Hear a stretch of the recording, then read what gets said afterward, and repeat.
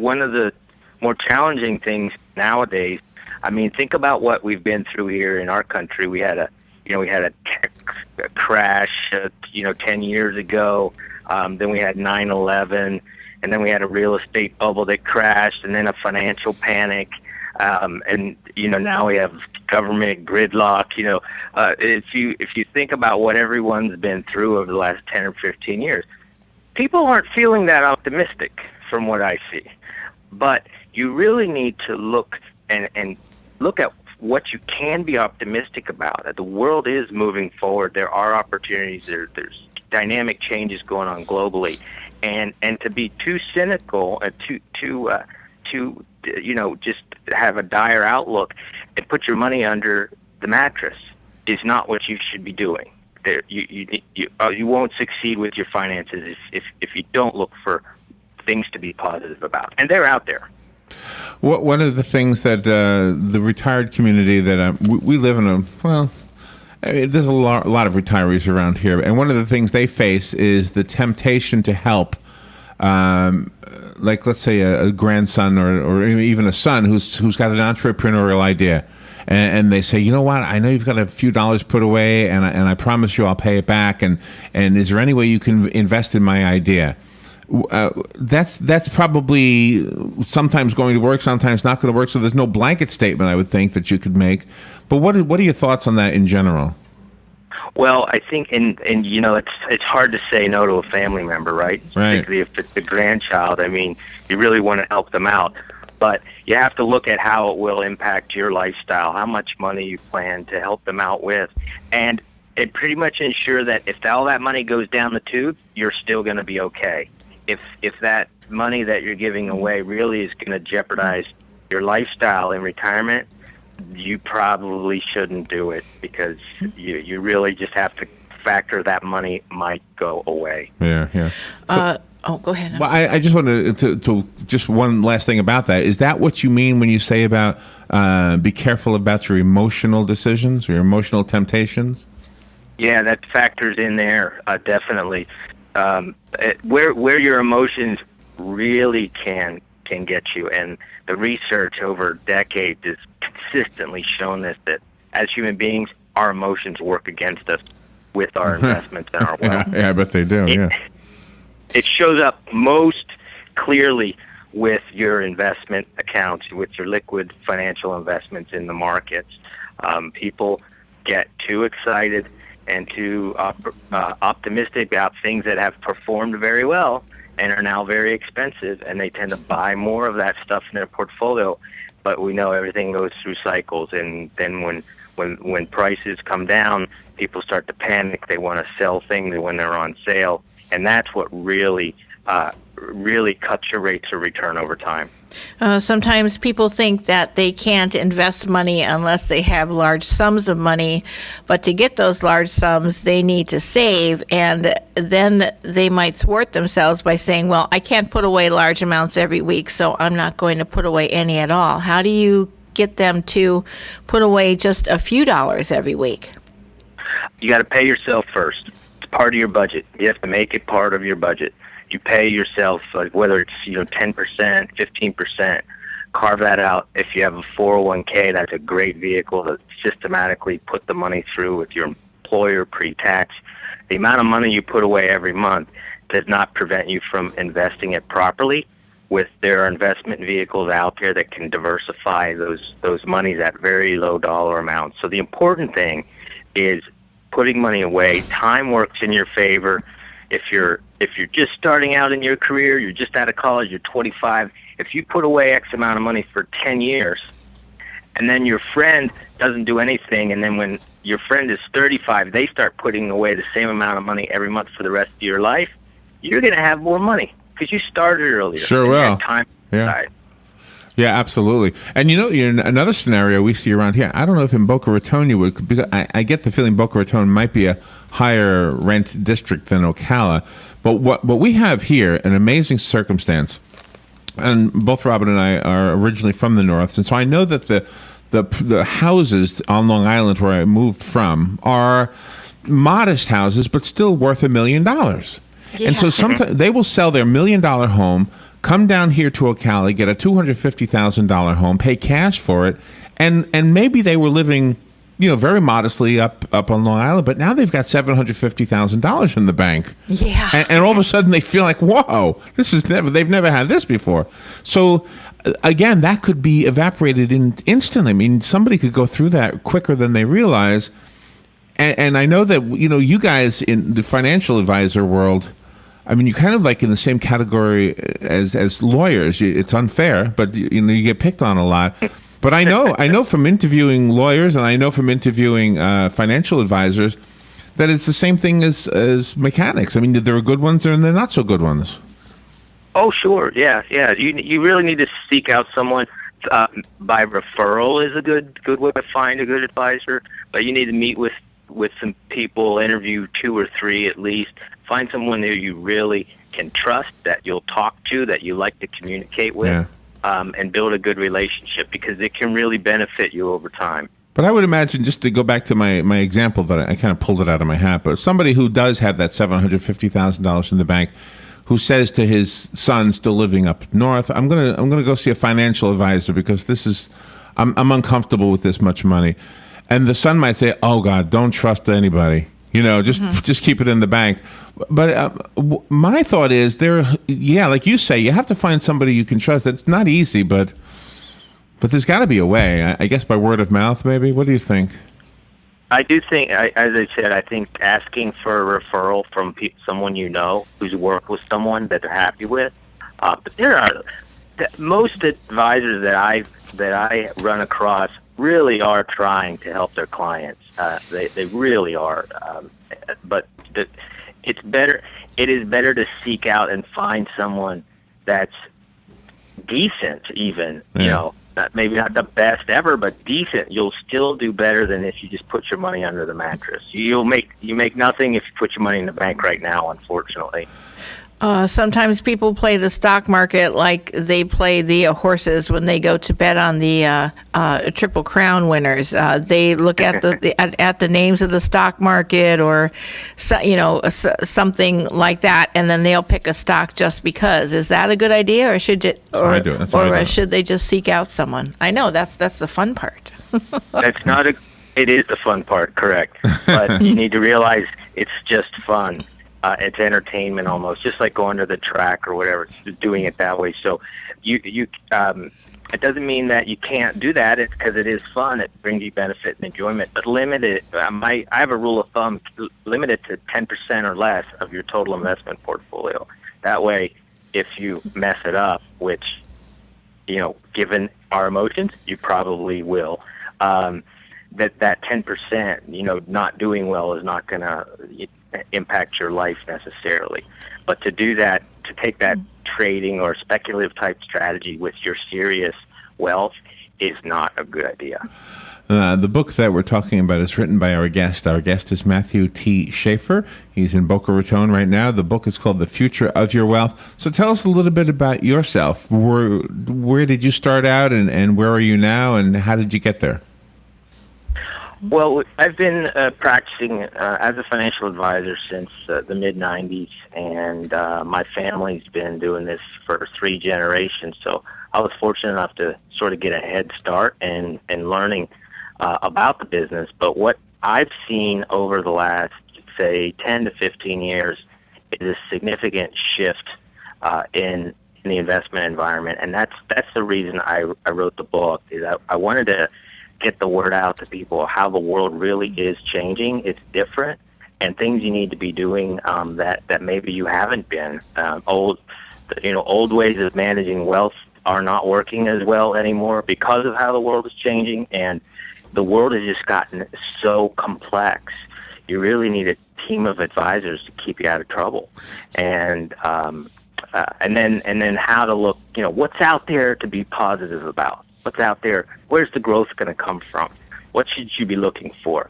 And how to deploy yourself to be successful. So really, it's from what I've observed in the industry over the last 10 or 15 years, and that's what brought me to write the book, because I think there are a lot of folks out there who are confused about what's happening under their feet. both in the economy and across the globe. And there are answers to those questions, so I wanted to put it on paper and get it out there to as many people who are interested to take a look. Right. So can you give us an example of something that would have been an old school, a great way to invest your money that is really not such a good one anymore? Are CDs among those?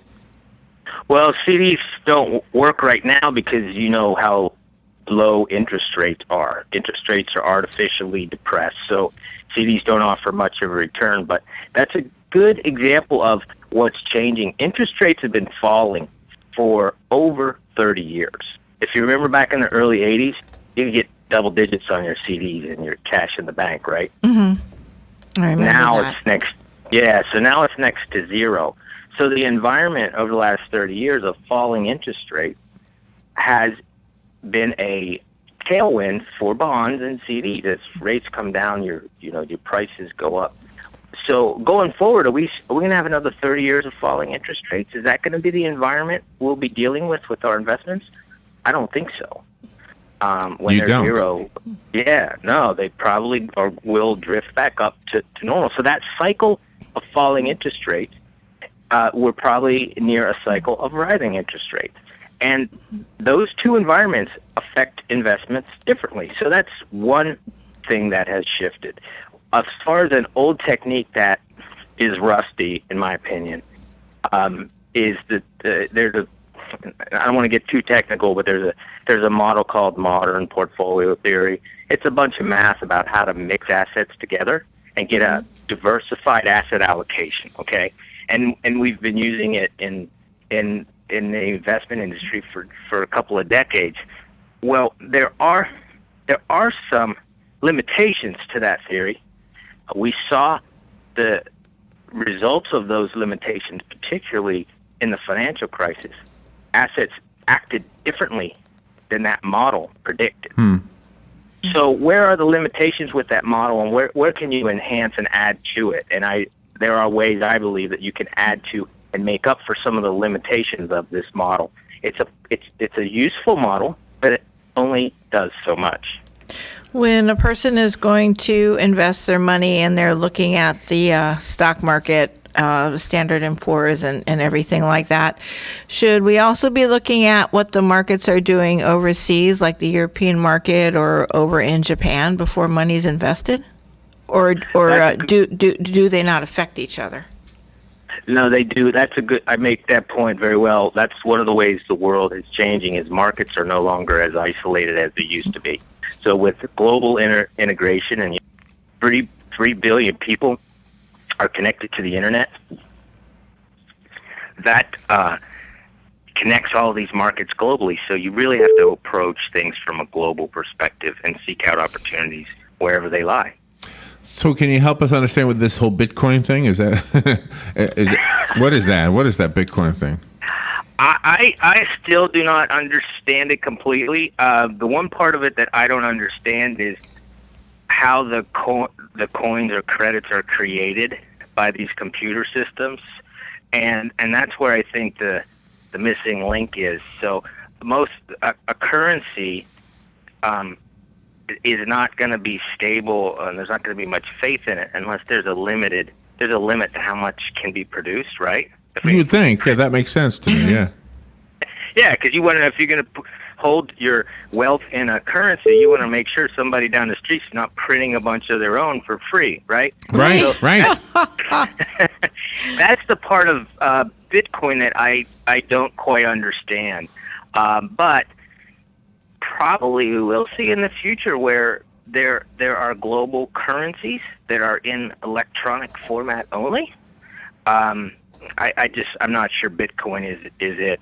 So I would withhold. Oh, I don't feel so bad. If a financial advisor doesn't understand Bitcoin, I don't feel so bad anymore. There was a story this morning. One of the entertainment companies, like not AT&T, but like Comcast or something like that, was taking Bitcoin. It was in the news. Oh yeah. You talk about 10%, investing 10%, and a lot of people, when they tithe, they tithe 10%. Is that would it be a legitimate thing to tithe 10%. If you take 10% and then you invest it in a market, and then when that market makes a profit, then remove 10% plus all of that interest and then donate it to one of the charities or your church or whatever it is you're tithing to? Well, that's a question of faith there. I mean, my father was a minister, so I have a handle on it. It depends, you personally, however you view, what God has rewarded you with, and if your returns on your investments, if you consider that, a gift from God, then that probably calculates into your tithing percentage. But that's a personal religious thing. Everyone needs to decide for themselves. Okay, and the story, by the way, I kept stumbling on it. Here it is. The Dish Network Corporation says it will become the largest company yet to accept payment in Bitcoin. So I don't know. Their Dish Network is taking it. I have the book called The Future of Your Wealth. I have a copy of it from Matthew T. Shafer. I would like to give it away. If you want the copy I have, call me and let me know, and it'll be waiting for you here at the studio. The rest of us have to go buy it. How do we do this, Matthew? How do we get the book? Simplest thing is go to the book's website, which is www.mattshafer. Easy enough. And one F. One F. Okay. US. Or you could just Google The Future of Your Wealth. It's on Amazon, Barnes & Noble. It's in electronic and hardcover. It's pretty easy to find and order online. So, but if you want to learn more about it and some of the testimonials and what people are saying about it, just go to the book's website, and then there's a link to buy it if you would like to do so. Okay. mattshafer.us. I spoke over you while you were saying it, so I apologize for that. But Robin makes it easy. If you go to WOCA.com, you look at the guest list for this show, you'll see Matt's name at 9:35 today, and the website is already on there as a link, so you can just click on that. Or like he says, go on to Amazon or Barnes & Noble and search for the title, which is The Future of Your Wealth. Matthew, thank you so much for being on the air with us today. And if you're ever in the Ocala area, come in and do a show from the studio here. Oh, I'd love to do it. I'll tell Rich. All right. Yeah, and Rich is here in Florida too, right? Yeah. He's over your way. Uh-huh. Yeah. All right. Thank you so much, Matt. Thank you. Have a great day now. All right, we will be right back. You've got a garden, and we've got a show for you called You've Got a Garden with your host, Master Gardener Carol Ann Baldwin. Carol Ann answers your questions about your flowers, your veggies, your grass, your trees, even questions about your bugs. And she's only on WOCA, so don't miss Carol Ann Baldwin and You've Got a Garden each Tuesday from 9 a.m. to 10 a.m. right here on WOCA The Source.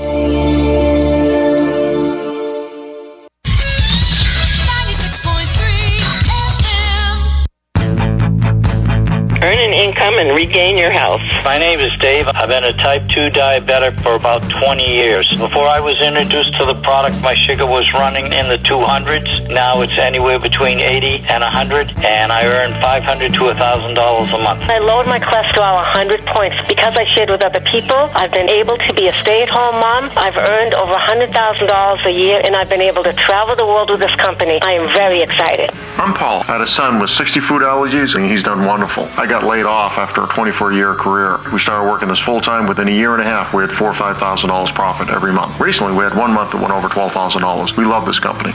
Broadcasting from the Paddock Mall Studios, this is WOCA, Ocala, Gainesville, The Villages, 1370 AM, 96.3 FM, The Source. Fox News Radio, I'm Lillian Wu. Our economy in the first quarter doing something it hasn't done in years. The U.S. economy shrank for the first time since 2011. That is not good news. But the hopes here is that there is pent-up demand and that we will begin to see that in purchases and the like. Nicole Petalides with the Fox Business Network on the floor of the New York Stock Exchange. Applications for first-time jobless help last week dropping to a 7-year low. And the head of the VA under more pressure to step down after the latest findings. A late-night hearing following the release of an inspector general's initial findings of the VA, concluding inappropriate scheduling practices are system-wide, and in Phoenix, where this scandal first broke, still persistent. Can you look in the eyes of these families and say, I accept this responsibility? Indiana Republican Jackie Walorski. Fox Radio's Jared Halpern. Fox News. We report, you decide.